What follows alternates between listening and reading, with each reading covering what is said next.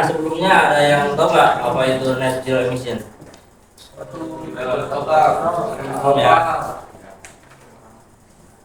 Net zero emission itu adalah emisi karbon bersih, merupakan situasi di mana jumlah jejak karbon yang bersumber dari aktivitas manusia tidak melebihi jumlah emisi yang dapat bumi serap. Bumi menyerap emisi karbon melalui ekosistem seperti laut dan hutan. Penyerapan emisi itu bertujuan agar tidak ada emisi yang menguap ke atmosfer, sehingga menyebabkan gas rumah kaca yang berpotensi memicu terjadinya pemanasan global dan gas rumah kaca yang berlebihan. Jadi singkatnya dari sini ya, jadi kondisi di mana jumlah emisi gas rumah kaca itu dilepaskan ke atmosfer sebanding sama jumlah yang diserap atau dihilangkan. Nah, itu tujuannya untuk mengurangi jejak karbon dan mencapai kondisi net zero emission. Jadi mencegah terjadinya perubahan iklim. Nah, ini dia. Selanjutnya ada sumber utama emisi gas rumah kaca ya. Yang pertama itu ada penumpukan sampah yang berlebihan. Nah, jadi sampah ini kan barang udah nggak terpakai kayak pakaian, terus kemasan anorganik, kemasan plastik, terus udah gitu ada juga banyak lagi sampah yang sulit terurai. Nah, ini tuh tumpukannya itu dapat menimbulkan gas yang tentunya bisa memberikan efek buruk bagi lingkungan. Terus yang kedua ada deforestasi atau penebangan pohon besar-besaran. Nah, seperti yang kita tahu, hutan itu kan jadi tempat di mana pepohonan lebat itu tumbuh, terus mampu menghasilkan oksigen dengan jumlah yang besar di dunia. Jadi pohon juga ini berfungsi untuk menyerap karbon dioksida yang tentunya sangat bermanfaat gitu untuk kesehatan. Nah, cuman karena banyak yang ditebang, jadi si kegunaannya itu makin berkurang gitu, makin gak efektif. Terus yang ketiga ada penggunaan bahan bakar fosil. Nah, ini yang lagi sering dibahas-bahasnya. Jadi kayak bensin, solar gitu tuh bisa jadi penyebab munculnya asap rumah kaca. Ini tuh dikarenakan pembakaran yang terjadi karena mesin kendaraan itu kan menghasilkan karbon dioksida sama gas lainnya. Nah, itu tuh bisa menyebabkan pemanasan global dan tentunya mencemari lingkungan. Yang keempat ada pemakaian pupuk kimia yang tinggi. Nah, penggunaan pupuk kimia di pertanian itu kan memang bagus ya teman-teman. Cuman karena meningkatnya produktivitas, kontribusi ke emisi gas rumah kaca juga itu lumayan gitu. Karena alasannya gini, dari produksi pupuknya. Nah, itu tuh pembuatan pupuk kimia itu kan pakai energi fosil. Nah, itu tuh ada emisi gas menghasilkan emisi karbon dioksida juga di situ. Terus ada pelepasan gas di nitrogen oksida. Nah, ini tuh kalau pupuk nitrogen udah terurai di tanah, mereka tuh sebagian besar tuh berubah jadi gas di nitrogen oksida atau ininya N2O. Nah, gas ini tuh merupakan gas rumah kaca yang jauh lebih kuat daripada karbon dioksida ya dalam merangkap panas.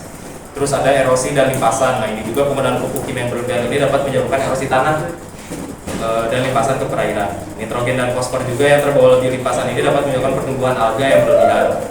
Terus bisa mengurangi kadar oksigen di dalam air. Udah gitu melepaskan gas metanol saat alganya membusuk. Nah, terus ini juga proses industri. Nah, sektor industri ini salah satu kontributor terbesar di dunia untuk penyumbangan emisi gas rumah kaca. Beberapa sumber emisinya itu ada dari pembakaran bahan bakar fosilnya, terus ada dari proses produksinya, sama ada juga dari limbah industri yang nggak dikelola dengan baik. Nah, kenapa sih net zero emission itu penting? Jadi yang pertama dampak ke kehidupan sehari-hari ya, kayak sekarang cuacanya nggak tentu, gitu, kadang panas, kadang hujan, malah di waktu yang bersamaan kadang bisa hujannya sebentar terus langsung panas lagi, langsung hujan lagi kayak gitu. Terus menurunnya kualitas air bersih, terus dapat merusak lahan pertanian ya. Terus untuk ke ekosistemnya itu peningkatan frekuensi dan intensitas bencana alam. Nah, itu dapat meningkat karena perubahan iklim. Terus ada degradasi atau penurunan kualitas ekosistem. Nah, jadi berubahnya suhu sama curah hujan juga dapat menyebabkan degradasi ekosistem kayak hutan sama terumbu karang. Terus ada penurunan populasi. Nah, perubahan iklim juga dapat menyebabkan penurunan populasi di beberapa spesies, baik dari predator ataupun mangsanya. Jadi bisa mengganggu keseimbangan rantai makanan. Terus ada dampaknya satu lagi ke ekonomi. Nah, di sini pertanian dan pangan. Jadi perubahan iklim itu dapat mengganggu pola tanam sama panen. Itu menyebabkan penurunan produktivitas pertanian, terus mengakibatkan kerugian ekonomi di negara-negara yang bergantung pada sektor pertanian kayak kita ini. Sekarang Indonesia kan salah satu negara yang bergantung sama sektor pertanian ya. Terus variabilitas iklim kayak kekeringan gitu juga dapat menyebabkan penurunan produksi pangan. Terus ada juga dari industri perdagangan. Nah, jadi kerusakan pada fasilitas produksi dan transportasi itu dapat mengganggu rantai pasokan global.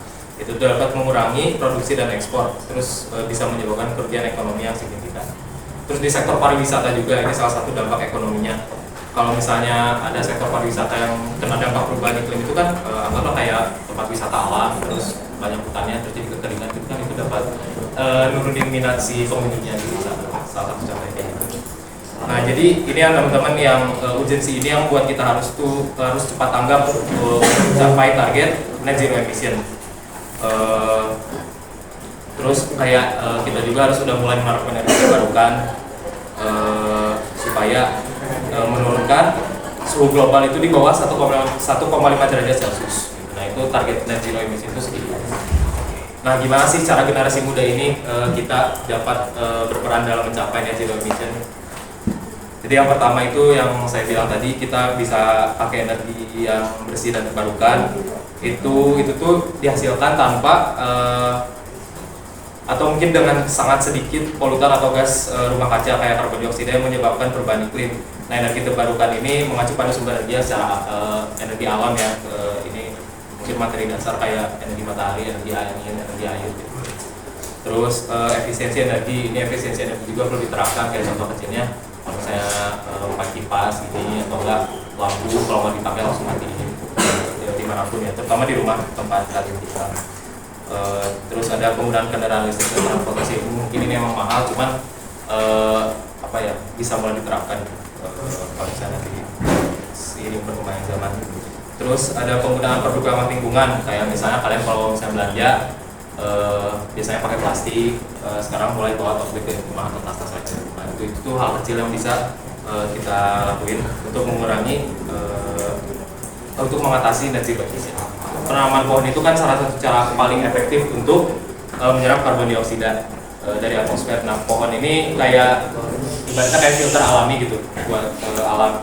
Jadi mereka tuh menyerap CO2, menyerap karbon dioksida, terus dari itu melepaskan oksigen. Nah, mulai dari halaman rumah, di sekolah gitu teman-teman. Nah, jadi kesimpulannya kayak perubahan iklim itu adalah perubahan jangka panjang dalam pola cuaca global yang disebabkan oleh peningkatan suhu rata-rata bumi.